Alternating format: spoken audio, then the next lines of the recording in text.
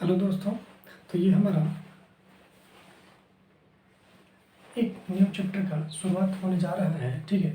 और ये जो चैप्टर है बहुत ही इम्पोर्टेंट चैप्टर है फॉर क्लास 10th के लिए भी। और जब आप मैथमेटिक्स लोगे क्लास 11th और 12th में तो भी बहुत सारे जो कंसेप्ट है वो इसी के ऊपर आते हैं, ठीक है। और इस चैप्टर का जो इम्पोर्टेंस वो आपके मैथमेटिक्स में हर जगह बहुत जगह आपको मिलेंगे, ठीक है। तो इस चैप्टर को आप लोग बहुत ध्यान से देखें। तो हेडिंग लिखिएगा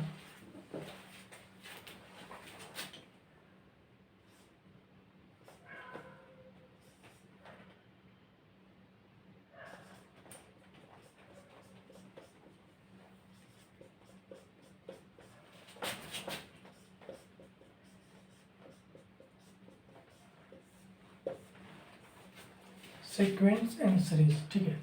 तो जब हम लोग क्लास 11th और 12th में जाते हैं तो इस चीज़ के बारे में हम लोग डिटेल पढ़ते हैं कि सीक्वेंस एंड सीरीज जो है वो बहुत ही एक फास्ट सिलेबस हो जाता है क्लास 11th और 12th में। और इस कंसेप्ट पे जो है बहुत सारे प्रॉब्लम्स को फॉर्म किया जाता है जेईई मेन और एडवांस के लिए, ठीक है। तो अभी फ़िलहाल ये जो हमारा वीडियो है वो क्लास 10th के लिए है। तो इस चीज़ को नज़र में रखते हुए अगर हम वीडियो का स्टार्ट करें और इस चैप्टर का इंट्रो देना स्टार्ट करें तो हम कह सकते हैं कि सीक्वेंस एंड सीरीज में अभी हम लोगों को क्लास 10th में जो पढ़ना है वो केवल एपी के बारे में पढ़ना है, जिसका फुल फॉर्म होता है अरिथमेटिक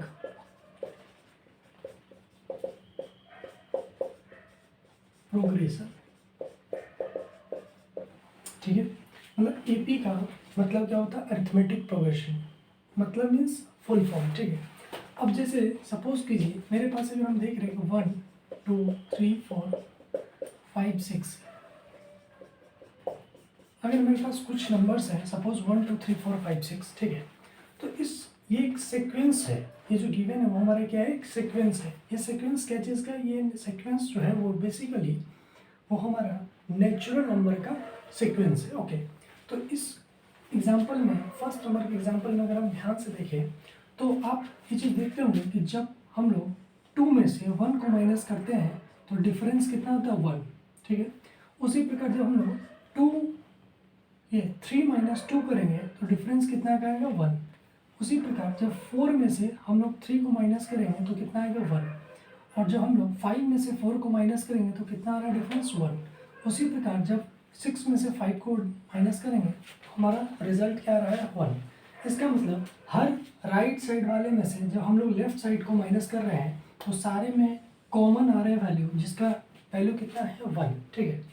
तो इस टाइप के सीक्वेंस को या फिर इस टाइप की सीरीज को हम लोग क्या बोलते हैं? Arithmetic progression. क्या बोलते हैं? शॉर्टकट में एपी। तो एपी किसको कहते हैं? जिसके राइट साइड को उसके जस्ट लेफ्ट वाले को माइनस करें तो हर टर्म का डिफरेंस एक कॉमन आए। जैसे अभी सेकेंड में से जब हम फर्स्ट को माइनस करें 2 में से 1 को तो ये हमारा वैल्यू कितना है? 1। फिर सिमिलरली इसी प्रकार हम देखें तो सारे में डिफरेंस हमारा कितना रहा है? 1 का। तो हम कह सकते हैं कि इसका जो कॉमन डिफरेंस होगा, कॉमन डिफरेंस वो हमारा कितना होगा? 1 के इक्वल होगा, ठीक है। और कॉमन डिफरेंस को जनरली डी से रिप्रेजेंट किया जाता है तो हम लिख सकते हैं कि डी इक्वल टू क्या होगा? 1, ठीक है।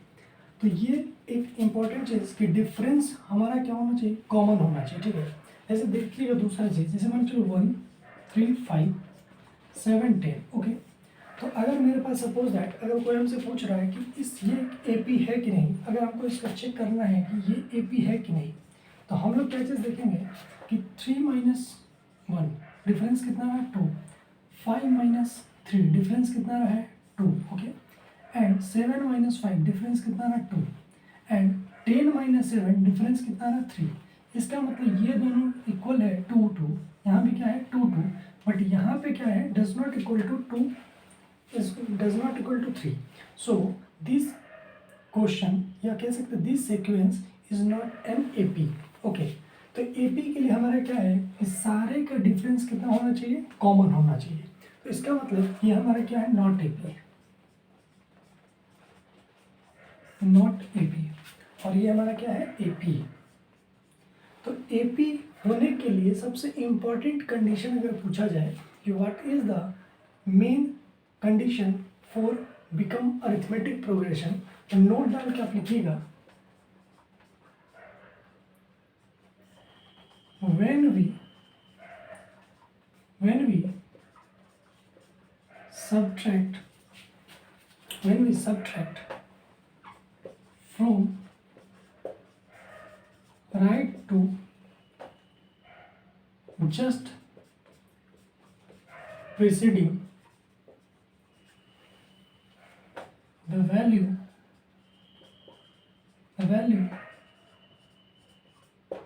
will be same. ओके, जैसा कि हम यहाँ पे चीज़ देख रहे हैं कि 2 - 1 हमारा 1 आया, 3 - 2 हमारा कितना 1 आया, 4 - 3 भी हमारा कितना है 1, 5 - 4 1 एंड 6 - 5 = 1। इसका मतलब सारे में डिफरेंस क्या है 1, लेकिन यहाँ पे हम लोग क्या चीज़ देख रहे हैं कि 2 2 2 but does not equal to 3, so we can say it is in the AP and it is not in the AP। ठीक है, तो AP ढूंढने का या AP पहचानने का सबसे बेस्ट तरीका ये है। ठीक है, अब कुछ और चीज़ है जो हम आप लोगों को ये चीज़ शेयर करना चाहते हैं, उस चीज़ को ध्यान दीजिएगा।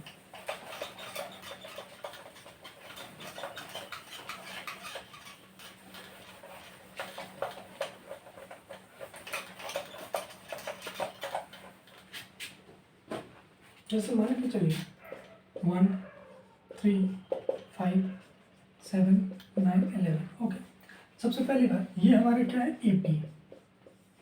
आप चेक कीजिए कि ये AP है या नहीं। ठीक है, तो आप चेक करोगे तो देखो कि ये एक AP है जिसका कॉमन डिफरेंस कितना है 2। सही है क्या? तो इसका मतलब ये जो है वो हमारा AP में है और इसका कॉमन डिफरेंस कितना है 2 है। ठीक है, तो अगर हम आपसे एक इम्पॉर्टेंट क्वेश्चन पूछें, इम्पॉर्टेंट एक क्वेश्चन है मेरा कि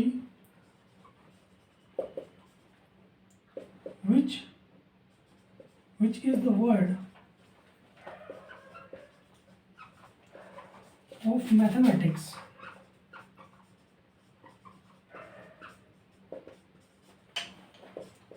in which no any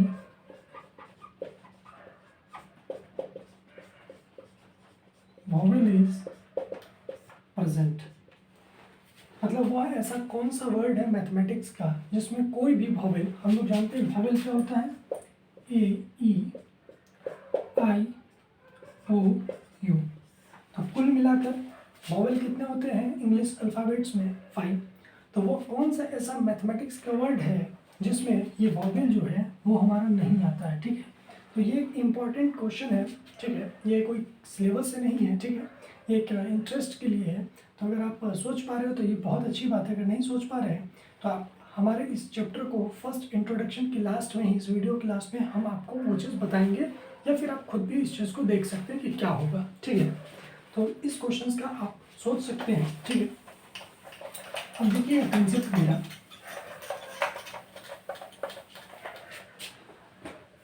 तो जैसे अभी ये हमारा क्वेश्चन था 1 3 5 7 9 11, तो हम कह सकते हैं कि एक AP में है और इसका D = 2 है। ठीक है, तो जब ऐसा गिवन होगा ये एक AP में है, ठीक है, तो इसको हम लोग क्या बोलते हैं फर्स्ट टर्म। ओके, इसको हम लोग क्या बोलते हैं सेकंड टर्म। उसी प्रकार इसको क्या बोलेंगे थर्ड टर्म, इसको क्या बोलेंगे फोर्थ टर्म, और इसको क्या बोलेंगे फिफ्थ टर्म, इसको क्या बोलेंगे सिक्स्थ टर्म। ओके, अब क्वेश्चन ये है कि इस सीरीज में कुल मिलाकर कितने टर्म है। तो हमारा आंसर क्या होगा n = 6, n = 6, where n represents the number of term present in the series, yes or not?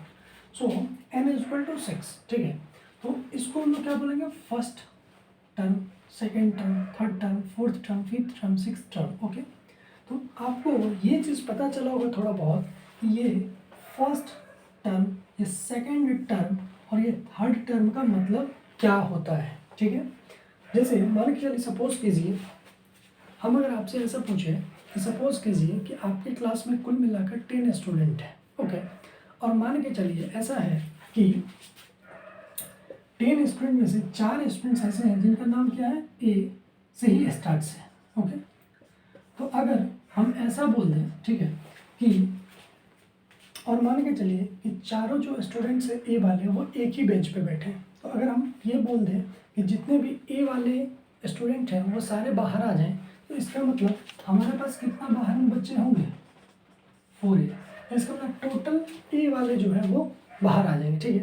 लेकिन अगर इसी चीज़ को हम अगर ऐसा कहें कि वो बच्चा आएगा जिसका पोजीशन थर्ड होगा, वो फिलहाल भले वो एक ही बेंच पे सब बैठा, लेकिन हम अगर उसको बोलें कि वो थर्ड पोजीशन पे जो होगा उसको लाना है या फिर उसको आना है, तो हमारे पास कौन सा आएगा, ये वाला, ये हमारे पास। तो बाहर में हमारे पास कितना, केवल ए वाला स्टूडेंट आएगा एक, वो कौन सा, ये थर्ड वाला, सही है क्या। तो ये इम्पॉर्टेंट चीज़ है कि मतलब अगर सपोज कीजिए कि अभी मेरे पास number 1 2 3 4 5 dot dot dot N तक हमारे पास सपोज कीजिए कि नंबर है, कितना तक नंबर है, एन, ओके।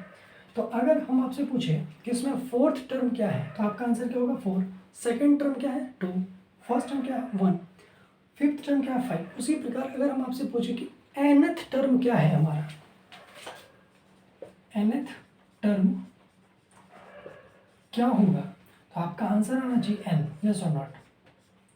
तो इसका मतलब ये जो nth टर्म है मैथमेटिक्स का, इसका एक स्पेशल मीनिंग होता है। मतलब nth टर्म का मतलब हुआ कि हमको नहीं पता है कि उसमें कितना सीक्वेंस है, कितना सीरीज है, नहीं पता।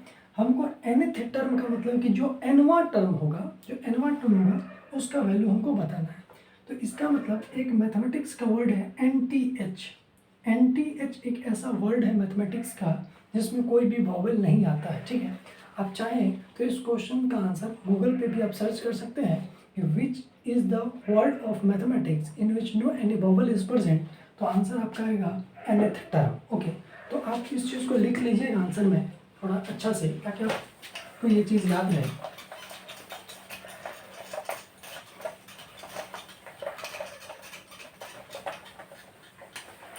पहले तो ये चीज़ लिखिएगा आप कि first term of an AP is represented by a small a and common difference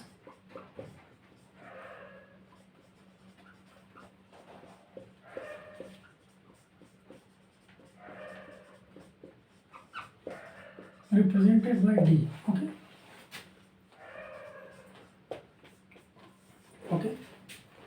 and nth term, ये अगर हम लिख रहे हैं an, तो ये हमारा क्या हुआ, nth टर्म, ठीक है। ये हमारा फर्स्ट पॉइंट होगा। सेकंड पॉइंट का ये कि an इक्वल टू हमारा क्या होगा, nth टर्म, ठीक है। ये रिप्रेजेंटेशन हुआ। जैसे a1 मीन्स हमारा क्या हुआ, ये वैल्यू कितना, 1, इसलिए ये हुआ इसका मतलब first term, okay. a2 means second term, a3 means third term, okay. तो इसी प्रकार जो है वो सारा वैल्यू आपको गिवन होगा, ठीक है। तो आपसे अगर क्वेश्चन पूछा जाए पहले कि n के बारे में, आप कमेंट कीजिए कि n का वैल्यू क्या होगा, पॉजिटिव होगा या निगेटिव होगा, ठीक है। तो चूंकि n जो है वो क्या रिप्रेजेंट करता है, position of the number, yes और नॉट। तो हम कह सकते हैं कि position of number is never negative. Position of number क्या होगा, नेवर निगेटिव। इसका मतलब कि इसको तो हम एक्सेप्ट ही नहीं करेंगे। इसका मतलब हमारा वैल्यू अब क्या होगा, n मस्ट बी पॉजिटिव। अब पॉजिटिव होगा, इसका मतलब n का वैल्यू 1 से पॉजिटिव माना जाता है। तो इसका मतलब n का वैल्यू हमारा क्या आएगा, 1 2 3 डॉट डॉट डॉट, कहाँ तक, वो इन्फिनाइट भी हो सकता है, ठीक है। वो क्या हो सकता है, इन्फिनाइट भी हो सकता है। अच्छा, अगर हम आपसे ये पूछें कि n 0 होगा या नहीं, आपको अगर बताना है, ठीक है, तो आप सोच के बताइए कि n इक्वल टू 0 पॉसिबल है और नॉट। तो अगर आप इस चीज़ को अगर सोचे होंगे तो आपको ये रिजल्ट पाए होंगे कि n does not equal to 0 होना चाहिए। ये पॉसिबल और नॉट में नॉट होगा। क्यों? क्योंकि n इक्वल टू 0 नहीं होगा, इसलिए क्योंकि पोजीशन किसी भी ऑब्जेक्ट का हमेशा फर्स्ट से स्टार्ट होता है। जैसे मान के लिए सपोज कीजिए आप अगर अपने क्लास में अपने बेंच पे 5 कोई बैठे हैं, तो इसका मतलब हो सकता है कि first, second, third, fourth, fifth आप बोले, या हो सकता है कि आप उसको हिंदी में पहला, दूसरा, तीसरा, चौथा, पाँचवा ऐसे रिप्रेजेंट करें। वहाँ पे किसी को आप जीरो कंसिडर नहीं कर रहे हैं, ठीक है? क्यों? क्योंकि काउंटिंग नंबर जो है वो बेसिकली 1 से स्टार्ट होता है, जिसको हम लोग नेचुरल नंबर बोलते हैं, ठीक है क्या? तो इसीलिए हम कह सकते हैं कि n का वैल्यू 0 पॉसिबल नहीं है। इसका मतलब अगर हम आपसे पूछें कि n के बारे में कंडीशन बताइए कि n का कंडीशन क्या होगा, तो हम कह सकते हैं कि n भी मस्ट बी ग्रेटर देन और इक्वल टू 1, यस और नॉट। तो हमारा वैल्यू इतना पता चला n के बारे में कि n का value must be greater than और इक्वल टू क्या होना चाहिए, 1 होना चाहिए। मतलब या तो 1 के इक्वल हो सकता है या तो हमेशा 1 के बड़ा हो, मतलब ज़्यादा होगा। अच्छा, एक बात। दूसरी बात, अगर हम n के बारे में आपसे अगर पूछें कि n का वैल्यू क्या पॉजिटिव होगा, ये तो फिक्स है, लेकिन n का वैल्यू जो है वो क्या फ्रैक्शनल भी हो सकता है क्या? तो आप अगर इस चीज़ को अगर सोचिएगा थोड़ा ध्यान से, तो आप फिर रिजल्ट देखिएगा कि n जो है वो हमेशा इंटीग्रल वैल्यू होगा। इंटीग्रल वैल्यू किसको कहते हैं? जैसे 1, 2, 3, 4, 5, 6, 7 and so on, it is the integral value. So the value of n must be integral because n represents the position of the number, yes or not? And we know that number or position of any number never fractional. That's why n must be integral. So we can say n must be greater than or equal to 1 and n belongs to, ये जो representation है इसको बोलते हैं capital A में ऐसा, इसको बोलते हैं बिलोंग्स। इस चीज़ को आप लिख लें,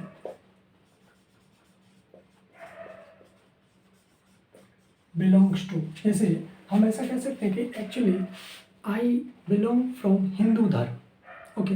जैसे मान चलिए APJ Abdul Kalam belong from Muslim धर्म, ठीक है। तो बिलोंग मीन्स बेसिकली वहाँ से ओरिजिनेट है, ठीक है, मतलब हम लोग का मूल उत्पत्ति कहाँ से है, जहाँ से बिलोंग कर रहे हैं, ओके। तो जैसे n इक्वल टू 0, ठीक है, ये हमारे क्या पॉसिबल नहीं है। उसके बाद हम लोग क्या चीज़ देख रहे हैं, n निगेटिव नहीं हो सकता। उसके बाद हम लोग देखें कि n जो है वो पॉजिटिव होगा, और पॉजिटिव में भी हमेशा कैसा होगा, इंटीग्रल सॉल्यूशन होगा, ओके। n का value must be greater than और इक्वल टू 1 होगा, और n बिलोंग्स करेगा कहाँ से कहाँ तक, हम कह सकते हैं कि n बिलोंग्स करता है नेचुरल नंबर से। n बिलोंग्स कहाँ से करेगा, नेचुरल नंबर से, ओके। ये तो हो गया इतना बात। अब थोड़ा सा अगर हम इस चीज़ को अगर थोड़ा और एक्सप्लेनेशन देने का अगर आप लोगों को कोशिश करें, तो एक चीज़ देखिएगा, हम एक टर्म यूज़ करना चाहते हैं, रेंज। क्या यूज़ करना चाहते हैं, रेंज। तो बेसिकली हम आपसे अगर पूछें कि रेंज क्या होता है, ठीक है, तो ये रेंज जो कंसेप्ट है वो बहुत ही कंट्राडिक्शन होता है। क्यों? क्योंकि लोग जो है वो केवल क्वेश्चंस में अप्लाई करते हैं इस चीज़ को। अगर आप इस चीज़ को अगर डेली लाइफ में अगर यूज़ कीजिएगा तो आपको रेंज का रियल पता चलेगा कि रेंज का मतलब क्या होता है, सही है क्या? तो जैसे मान के चलिए, सपोज कीजिए आप किसी दुकान में जाते हैं, ठीक है, और आपको अगर कोई मान के चलिए कि कोई क्लॉथ लेना, सपोज आपको एक जींस लेना है, तो दुकानदार आपसे पूछता होगा कि सर आपका ये रेंज कितना से कितना तक हम दिखा दें, ठीक है। तो वो बेसिकली क्या यूज़ कर रहा है, एक सब रेंज। तो रेंज मीन्स बेसिकली क्या होता है कि औकात। रेंज मीन्स क्या होता है, औकात। जैसे वो पूछता है कि आप किस रेंज के कपड़ा लेना चाहते हो, कितना से कितना, इसका मतलब वो मिनिमम टू मैक्सिमम पूछ रहा है आपसे। जैसे आप बोलोगे उनको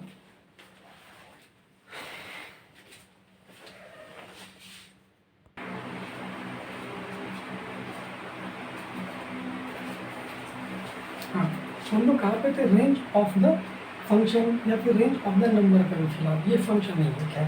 तो रेंज के बारे में अगर हम बात करें n के बारे में, तो हम लोग रेंज क्या चीज़ देख रहे थे कि जैसे हम किसी भी शॉप पे जाते हैं तो दुकानदार हम लोग को क्या बोलता है कि आपको सर किस रेंज का कोई या बुक लेना चाहते हैं तो आपको रेंज चलेगा, या फिर आपका कोई अगर टी-शर्ट लेना है या फिर जीन्स लेना है तो वो दुकानदार बेसिकली आपसे क्या पूछते हैं कि सर कितना रेंज आपका चलेगा, ठीक है। इसका मतलब वो बेसिकली आपसे आपका औकात पूछना चाह रहा है कि आप कितना आपका औकात है, सही है क्या। तो बेसिकली औकात के बारे में अगर हम बात करें, जैसे n का औकात क्या है कि या तो n must be greater than और इक्वल टू 1 होगा। इसका मतलब इसका मिनिमम वैल्यू कितना होगा, 1, ओके। तो ये हमारा मिनिमम वैल्यू अगर बात करें तो n का मिनिमम वैल्यू, उसको हम अगर इस चीज़ को आप नोट डाउन पहले कर लें,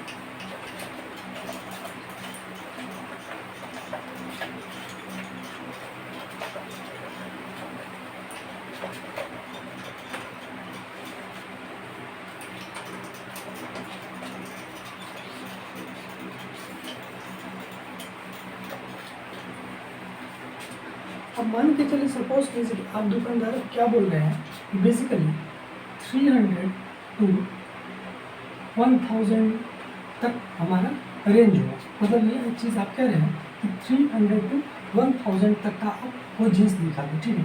इसका मतलब आपका औकात क्या हुआ,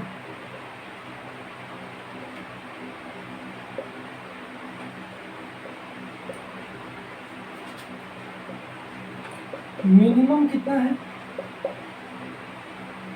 300 एंड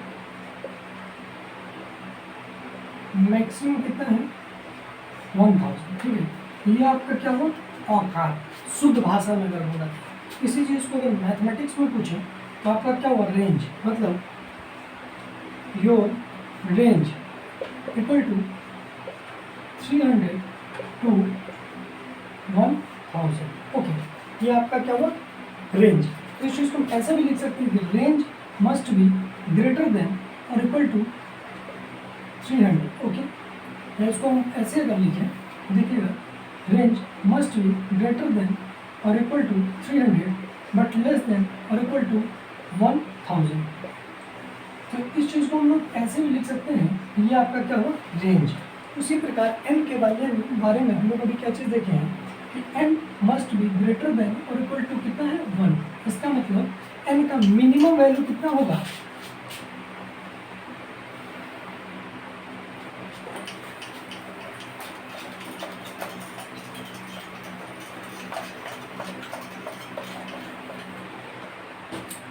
n का वैल्यू इन्फिनिटी से छोटा, ओके, 1 से बड़ा और 1 के इक्वल, ठीक है, और इन्फिनिटी से हमेशा क्या होगा छोटा, ठीक है। तो ये वैल्यू हमारा क्या होगा n का, ये रेंज होगा, ठीक है, रेंज ऑफ n, ठीक है। तो अब हम लोग n के बारे में क्या चीज़ देखें कि n मस्ट भी पॉजिटिव होना चाहिए और n का वैल्यू इंटीग्रल होना चाहिए। दूसरी बात रेंज इसका जो है 1 से लेकर के इन्फिनिटी तक होना चाहिए।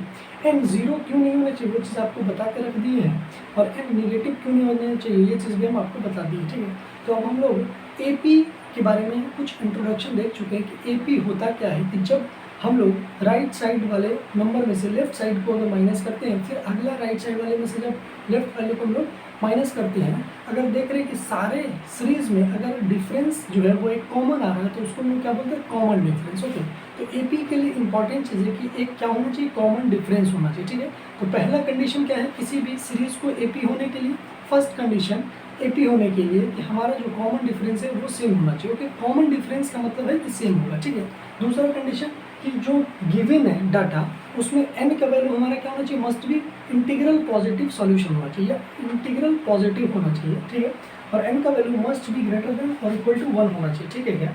और हम लोग फर्स्ट टर्म को a1 से रिप्रेजेंट करते हैं, सेकंड टर्म को हम लोग a2 से रिप्रेजेंट करते हैं, थर्ड टर्म को a3 से। उसी प्रकार an मीन्स क्या होता है nth टर्म। तो nth वर्ड एक ऐसा मैथमेटिक्स का वर्ड है जिसमें कोई भी वोवेल यूज नहीं होता है, nth, ओके। इसका मतलब होता है nthवां टर्म, ठीक है। तो ये एक ऐसा वर्ड है मैथमेटिक्स का जिसमें कोई भी वोवेल यूज नहीं होता, ठीक है। तो ये हमारा छोटा सा इंट्रोडक्शन था सीक्वेंस एंड सीरीज, जो फिलहाल अभी हम लोग को अरिथमेटिक प्रोग्रेशन के बारे में पढ़ना है। तो ये एक छोटा सा वीडियो अरिथमेटिक प्रोग्रेशन का हमारा इंट्रोडक्शन है। और हम लोग नेक्स्ट लेक्चर में देखेंगे कि हम लोग एपी का फाइंड आउट करना सीखेंगे कि ये एपी है या नहीं है, अगर है तो इसका कॉमन डिफरेंस क्या है और इसका फर्स्ट टर्म क्या है, ठीक है। तो ऐसे भरमार क्वेश्चन आपके सामने नेक्स्ट वीडियो में मिलेंगे, तो आप तब तक धैर्य रखें और जो चीज़ पढ़ाया गया है उस चीज़ को आप एक बार अच्छे से रिकॉल कर लें, ठीक है।